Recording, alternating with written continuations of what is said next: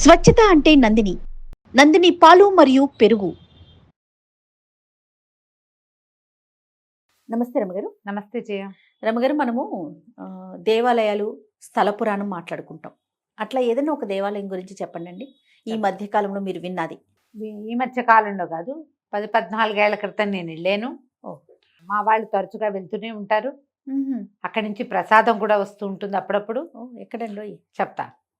అంటే సాధారణంగా దేవి దేవతల విగ్రహాలు మనకి తెలిసి శిల్పాలు ఉంటాయి, రాతివి. తర్వాత పంచలోహాలు. పెద్ద ఆయనేమో సాలగ్రామ శిలా స్వరూపుడు కదా. పూరిలో దారు శిల్పం.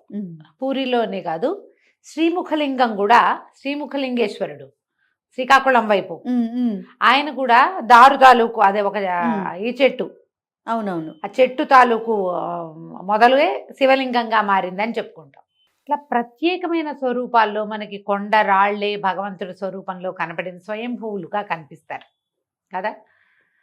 కానీ ఎక్కడైనా సరే ముట్టుకుంటే మానవ దేహంలాగా తగులుతుంది, మనుషులలాగానే స్పందించే ప్రకృతి ఉన్న దైవాన్ని వింటామా మనం? అంటే నేను ఒక్కటి విన్నాను రమ్మగారు. మనం శ్రీశైలం వెళ్ళేటప్పుడు శ్రీశైలంకి దగ్గరలో అడవిలో లోపలికి వెళ్తే ఒక అమ్మవారు ఉన్నారు అని విన్నాను రమ్మగారు. నేను ఎప్పుడు చూడలేదు. మనం ఇట్లా పెడితే, బొట్టు పెట్టినా తాకినా మనకి మనిషిలాగా అనిపిస్తారు. ఇష్టకామేశ్వరి అలాగంటారు. అదొకటి. మనం చెన్నై దగ్గర ఒక అమ్మవారి గురించి మాట్లాడుకున్నాం, మీకు గుర్తుందా? నెల్లూరు దగ్గర చెంగాళమ్మ తల్లి. ఆవిడకి కూడా మనం బొట్టు పెడితే మనిషి శరీరాన్ని తాకినట్లుగా అనిపిస్తుంది అనేది వింటాం. అంటే వాళ్ళకి అనుభూతి కలుగుతుంది. చూసిన వాడికి అర్థం కాదు, అది కళ్ళతో చూస్తే తెలియదు. కళ్ళతో చూస్తే కూడా ఇది మానవ దేహంలాగా స్పందిస్తోంది ఈ స్వరూపం అని అనిపించే ఒక ప్రత్యేక దైవం గురించి చెప్పుకుందాం. ఎక్కడండి? ఇది చాలా ప్రత్యేకమైందే జయ. లక్ష్మీ నరసింహస్వామి. ఇక ఎక్కడుంది ఇది? మల్లూరు, హేమాచలం అంటారు ఆ కొండని. చిన్న కొండ. ఈ మల్లూరు ఎక్కడుంది? వరంగల్ నుంచి ఏటూరు నాగారం వెళ్ళే దారి. ఏటూరు నాగారము నుంచి భద్రాచలం వెళ్ళే రూట్లో వస్తుంది. మెయిన్ రూట్ నుంచి ఒక 3-4 కిలోమీటర్లు కొంచెం లోపలికి వెళ్ళాలి. అంతా అడవి ప్రాంతం లాగానే ఉంటుంది. ఓకే. ఇక్కడ వెలిసి ఉన్నటువంటి లక్ష్మీ నరసింహస్వామి స్పర్శకి స్పందిస్తాడు.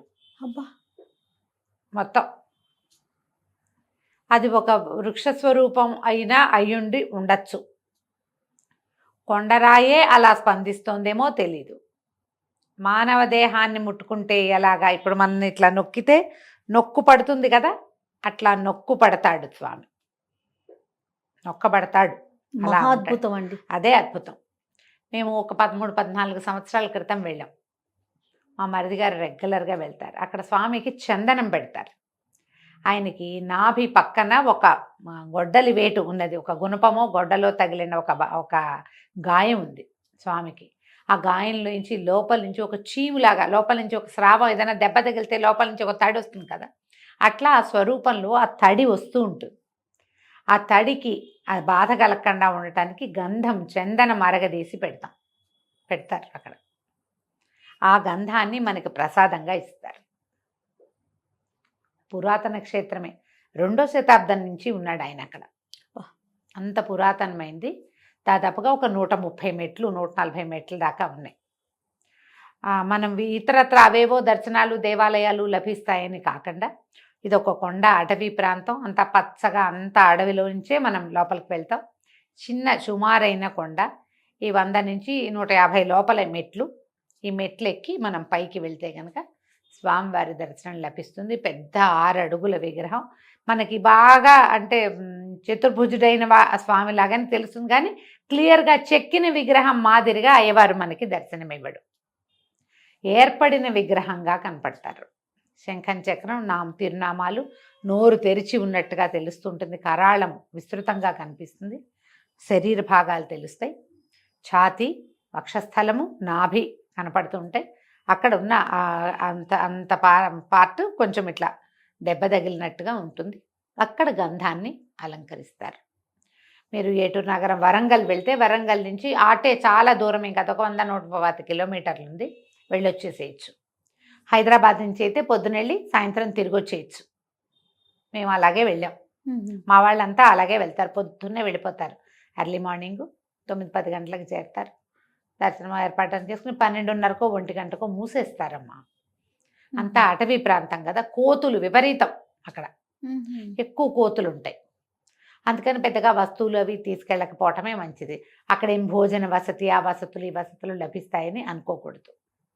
వెళ్ళటం, స్వామివారిని దర్శనం చేయటం, కాసేపు కూర్చుని ఏదైనా చదువుకోదలుచుకుని స్తోత్రం చదువుకుని, సేవాకాలం ఏం జరుగుతుందో ఆ కాస్త సేవించుకుని నమస్కారం పెట్టుకుని దిగొచ్చేయటమే. అలాగే కనపడుతుంది. మన మంగళగిరిలో కూడా అంతే. అవునవును. పైకి వెళ్ళాక ఏముంది, ఆయన చూడడం వచ్చేయడమే.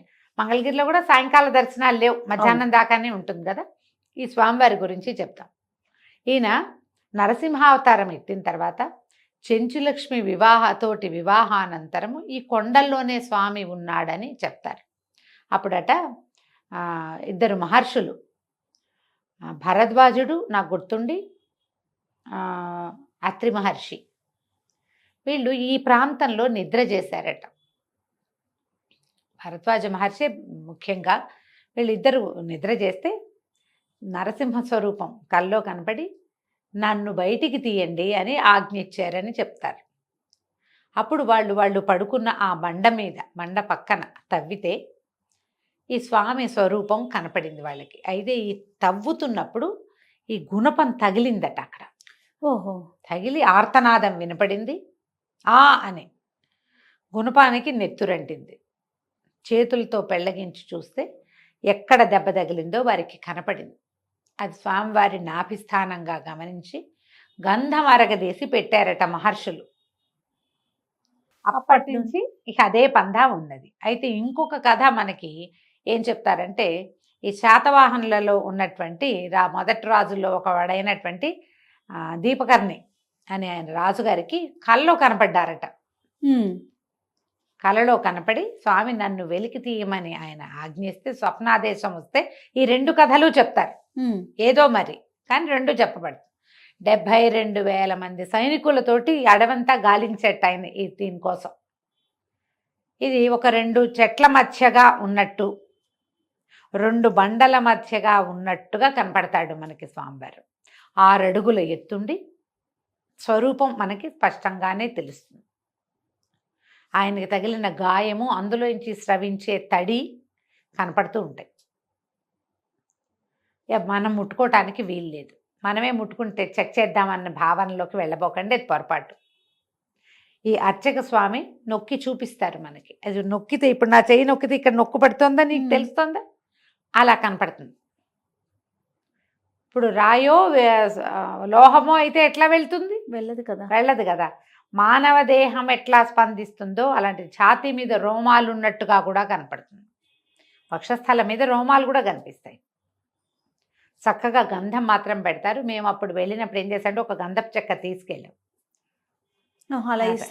సమర్పించి మేము అక్కడ అరగదీసి మేమే గంధం రంగదీసి ఇచ్చాం కూడా ఆ రోజు. పిల్లలు తీసుకుంటారా రమ్మగారు? తీసుకుంటారు. మనం అక్కడ గంధ సమర్పణ చేయొచ్చు. ఈ మా గారి వేద పండితుడు కదా ఆయన, అదేలేండి, అందుకని తను స్వయంగా అర్చించడం కూడా అలవాటు ఉంది. వెళ్ళినప్పుడు తను కూడా అర్చనలో పాల్గొంటాడు. మేము వెళ్ళినప్పుడు మేమే గంధపు చెక్క సాన పట్టుకెళ్ళి, అక్కడ ఒక సాన కూడా ఉంది, అక్కడే అరగదీసి అంత చందనం తీసేస్తే స్వామికి అలంకరించారు, అక్కడ సమర్పిస్తారనమాట. అది అభిషేకాలప్పుడు అక్కడ ఉన్న దాన్ని తీసి యువతల పెడతారు, ప్రసాదంగా ఇస్తారు. సంతానం లేని వాళ్ళు అలా తడిసిన గంధాన్ని తీసుకుంటే కనుక సంతానం కలుగుతుంది అని చెప్తారు. స్వామివారితో పాటు అమ్మవారి ఇరుదేవేరులు అటు ఉన్నారు. తర్వాత కాలంలో, మొదటి కాలంలో లేదు. మొదట ఆయన ఒక్కడే అక్కడ దర్శనం ఇచ్చాడు. ఆయన ఒకడే ఉన్నాడు ఎప్పుడు. ఈ మెట్లు దిగొచ్చాక ఒక చెప్పుల జత కనపడింది, పెద్ద పెద్ద వింతంత చెప్పులు. అది ఏటా వైశాఖ పౌర్ణమికి ఒక చెప్పుల జత పెడతారట. ఆయన దిగి సంచారానికి వస్తాడని చెప్తారు. ఎవ్వరూ వాడరు కదా, చెప్పులు అరిగిపోతాయట జయ. అవి దేవుడి చెప్పులు అక్కడ అలా పెట్టుంటాయి. మళ్ళా సంవత్సరం అయ్యాక ఆ చెప్పులు తీసేసి కొత్త చెప్పులు చేసి పెడతారు. మేము వెళ్ళినప్పటికీ సగపడి 35 అరిగి ఉన్నాయి ఆ చెప్పులు, అరిగిపోతాయట. అదొకటి విశేషంగా కనపడుతుంది. చాలా. అన్ని కోతులే మొత్తం.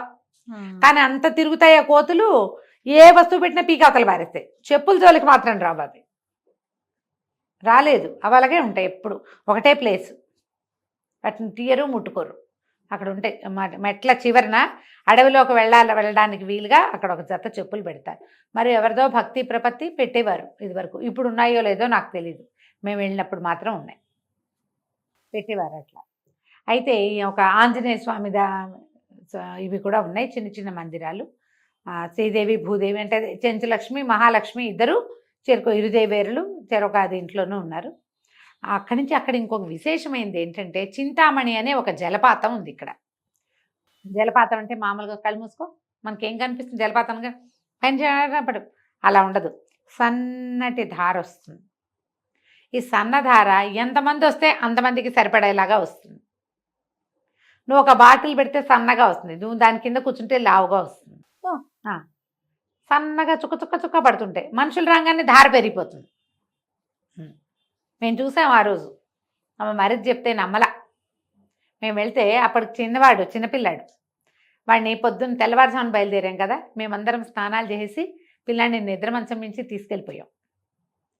దారిలో బ్రష్ చేయించి ఏదో ఇడ్లీ తినిపించాం. వాడిని చింతామణి కింద స్నానం చేయించాం. వాడిని కూర్చోబెట్టాం, కానీ అప్పటిదాకా సన్నగా వస్తున్న ధార ఇంత లావైపోయింది. శుభ్రంగా చక్కగా స్నానానికి సరిపడా పెద్ద ట్యాప్ వచ్చింది. ఇవి ఔషధ జలాలుగా చెప్పబడుతుంది. పైనంతా మూలికలదంతా అడవే కదా, వాటిల నుంచి అది ఇట్లా ధార రావడానికి ఒక చిన్న పైప్ లైన్ లాంటిది కూడా పెట్టారు. పైప్ అంటే మామూలు ఈ పైపులు పెట్ల, మన చెట్లవి ఇలా కొంచెం బెరడు లాంటివి, తర్వాత ఏమో తాటిది ఒకటి ఇట్లా పొడుగ్గా పెట్టి యువతలకు వచ్చేలాగా ఏర్పరిచారు. అది నీళ్లు వస్తున్న చోట మనం పట్టుకోవడానికి వీలుగా ముందుకు ఏర్పరిచి పెట్టారనమాట. మనుషుల్ని బట్టి ధార పెరుగుతూనే ఉంటుంది. జనాలు ఎవరు రావట్లేదు అనుకో సన్నగా పడుతూ ఉంటాయి, వచ్చి జనాలు నీళ్లు తాగుతుంటే ధార పెరుగుతూ ఉంటుంది. తర్వాత అది ఔషధ జలంగా ఇక్కడికి వచ్చిన వాళ్ళందరూ పట్టుకెళ్తారు ఇళ్ళకి. మా వాళ్ళు వెళ్ళినప్పుడల్లా ఒక బాటిల్ పట్టుకొస్తారు. అది ఔషధ జలం అని, ఆరోగ్యం చేకూరుతుందని, నమ్మకం, మంచిదని చెప్తారు. అదొక విశేషం ఒకటి కనపడుతుంది. మేము ఆ రోజు చూసాం, మేము వెళ్ళినప్పుడు మేము బాటిల్ పెట్టినప్పుడు సన్నధార, పిల్లవాడిని దాని కింద కూర్చోబెట్టినప్పుడు చక్కగా మగ్గుతో పోసినట్టు వచ్చేసినాయి నీళ్లు. వాడు స్నానం అయ్యి మేము స్నానం చేయించి బట్టలు వేసేసి మళ్ళీ మేము యువతలకు వస్తున్నాయి. మేము మొదట చూసిన ధారే మళ్ళీ కనపడతాం సన్నగా. పిల్లలకు ఒక ఉద్రేకంగా ఉంటుంది కదా, మేము పైకి వెళ్ళి తిరిగి వచ్చేసరికి మళ్ళీ పరిగెత్తుకుంటూ పోయారు దాని దగ్గరికి. మేము అప్పుడు కొంతమంది పిల్లలు ఉన్నారు మా దగ్గర, చిన్న పెద్ద పిల్లలు. మళ్ళీ వెళ్తే ఉంది, మళ్ళీ సన్నటి దారే ఉంది, పట్టుకుంటుంటే వస్తూనే ఉన్నాయి. ఆ ఒక విశేషం చెప్పబడుతుంది. ఈ చింతామణి ఆ లక్ష్మీ నరసింహస్వామి ఇద్దరు ఈ హేమాచల క్షేత్రంలో విశేషమైన దర్శనంగా కనపడతారు. మనము ఇలాంటి ప్రతిమా స్వరూపంలో ఉన్న నరసింహస్వామిని ఎక్కడా చూడం. ఈయన ఆరోగ్య ప్రదాత, సంతాన ప్రదాత అని చెప్తారు. ఎవరెవరికి అవకాశం ఉంటే ప్రత్యేకంగా ఏమైనా పూజా విధానం అట్లా ఏమైనా ఉంటుంది? ఈ వైశాఖ పౌర్ణమికి వాటికి రోజువారీ మామూలు పూజా విధానం జరుగుతుంది.